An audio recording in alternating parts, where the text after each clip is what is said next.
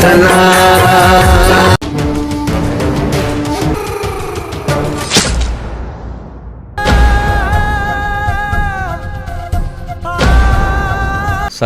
ګرانو کتونکو، هیله لرم چې تاسو به ټول روغ جوړ او خوشحاله یاست. زه ستاسو کوربه عظیم خان مندوخیل، تاسو ګورئ وطن چینل. ګرانو کتونکو، د کراچۍ په ښار کې موجود یم. زما پر څنګ باندې د پښتو ډرامو یو ډیر سینیر ایکټر اکبر علي ناست دی. اکبر علي ته د کراچۍ په ښار کې له ډیره وخته بعد یو د پښتو فلمونو لیجنډ سټار جهانګیر خان راغلی و. له جهانګیر خان سره د اکبر علي ملاقات شوی و او په یو ځل نه، په 2-3 ځله یې ملاقات ورسره شوی و. په دې حواله له ده سره څو د خوند خوږې خبرې کول غواړم. تر ټولو له مخه زه په خپل پروګرام کې اکبر علي ته ښه راغلاست وایم. السلام علیکم، ستړی مشه. وعلیکم سلام، څنګه تاسو ښه برابر عظیم بھائی؟ اکبر علي دا راته ووایه، له کلونو پس د پښتو فلمانو یو لیجنډ، یو ډیر باکماله ایکټر یې، بلکې یو ډیر باکماله فلم سټار جهانګیر خان راغلی و. ستا 2-3 ملاقاتونه ورسره شوي دي، څه وایې په دې حواله؟ ها ستاسو خبره بالکل ټیک ده چې په 2020 کې د دلته کراچۍ کې شو کړو اخري، بس بیا کرونا شروع شوه. د کرونا نه بعد وس په 2026 کې راغی او دا روجې ته 2 ورځې وي چې دلته کې یو په هاي پای باندې غټ فلم جوړېدو، اردو فلم دی، پکې جهانګیر صاحب ویلن دی، نور پکې ډېر غټ کاسټینګ دی، کوم چې په لوی اختر ریلیز کېږي په غټو غټو سینماګانو، بلکې په بار ملکونو کې به هم لګي. لکه انشاءالله هغه فلم له راغلی و جهانګیر صاحب، فلم یې مو کو او زموږ سره په کراچۍ کې 2 ډرامې وکړې او بس د روجې په 18 واپس لاړ د خیر انشاءالله. دا ماته ووایه، دلته له تاسو سره د یوټیوب چینل دپاره په 2-3 ډرامو کې لکه څنګه چې ته وایې چې د خپل فن مظاهره وکړه، د هغو ډرامو نومان که زموږ کتونکو ته ووایې. موږ 2 ډرامې جوړې کړې، یو په اختر کې ریلیز شوه او چې د هغې نوم دی د وخت څپېړه، بله ایډیټ ته پرته ده، هغه هم د نور ملګري د هغو ده، نو د هغو نوم به هغې ته پته او لا ریلیز نه ده. هغه ایډیټ ته پېښور ته ریلیز له تلله ایډیټ کېدوله او زموږ هغه یو ریلیز شوي ده د اختر په شپه. د وخت څپېړه ګلزار ابلي ډایرکټر دی او جهانګیر صاحب لکه ښه مرکزي کردار، ښه د ژوند ښه یادګاره ډرامه ده. دا ماته ووایه، جهانګیر صاحب سره دي څو ورځې تیرې کړلې، جهانګیر صاحب نن سبا په پښتو فلمانو کې نه راځي، څه وجه کېدای شي؟ بس جهانګیر صاحب سره خو ملاقاتونه ډېرو شو، دا خبره مو ورسره هم شوې ده، بس هغه چې کومې پیسې غواړي دغه پیسې لکه 6 لکه فلمساز 3 لکه ورکوي، نو بس په دې وجه باندې هغو فلم نه جوړېږي. هغو چې لکه سلیما ولا ګټي او زه نه ګټم، نو ماته لکه حاجت نشته، زه نه جوړم فلمونه. نو جهانګیر صاحب د فلمونو نه انکار کړل دی، په خپله خوله یې موږ ته ویل دی او زموږ سره لکه دا بحث هم کړی، د پېښور نه ورته هم فون راغلی د فلم سازانو او هغه بس چې سلیما نن سبا فلم چې دی داسې سلیما ته ګټه پاتې ده، فلم ساز ته، ایکټر ته او ډایرکټر ته نقصان دی. هغوی چې فلم سلیما والے ګټي، مالک ګټي، نو زه ولې نه ګټم؟ زه خپل بجټ په لکه خپل پیسې نه کموم، نو هغه 6 لکه روپۍ فلم لغواړي او هغه 2-3 لکه ورکوي، نو په دې وجه باندې د هغو جوړه نه راځي.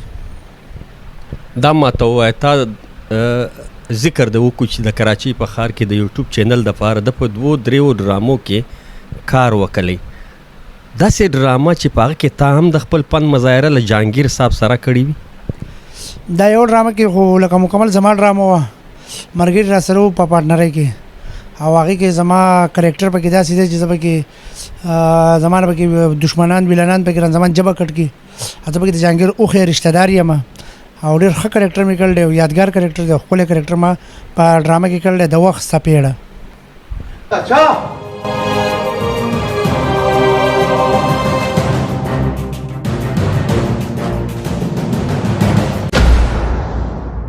دا ماته ووایه، د پښتو فلم انډسټري مستقبل څنګه وینې؟ پښتو فلم انډسټري خو ختمه شوه او بس د یوټیوب دور دی، نو بس په یوټیوب کې چې بس د پبلیک څوک خوښ شو چې بس دغه ډرامې ګوري، بس دور د یوټیوب د فلم خو بالکل مکمل ختم شو او فلم خو واپسې پښتو نه راځي، ختم. که دا تا ته ووایم چې په پښتون وطن کې ډېر خلک داسې دي چې د هغو نن هم زړه وغواړي پښتو فلم انډسټري به یو ځل بیا په خپلو خپو باندې ودروي. ته په دې حواله څه وایې؟ پښتو فلم انډسټري ځکه نشي ودرېدی چې یو خو زموږ د پاکستان حکومت چې کوم دی که نه نو هغه د پښتو فلم سره تعاون نه کوي. الټه چې به کوم ځای کې ریکارډینګ جاري وي تاسو پرمیشن کړی دی تنګول لکه بېعزتي ده پولیس راځي تنګول لکه یو د پاکستان حکومت اجازت نه ورکوي لکه تعاون نه کوي د روپۍ تعاون نه کوي.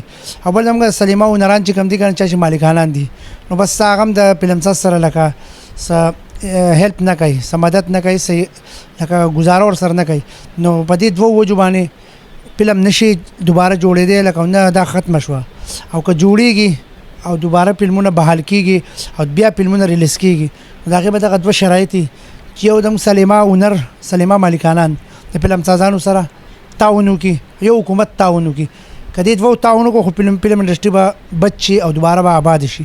که دوی تعاون ونه کړو نو په هېڅ طریقه باندې ټوله دنیا دې ولګي زه فلم جوړم خو فلمونه نور نه جوړېږي ختم دي. صرف دغه دوه مسلو د حکومت تعاون او د سلیما تعاون او دا هغو کوي نه فلم مشکله ده. لالا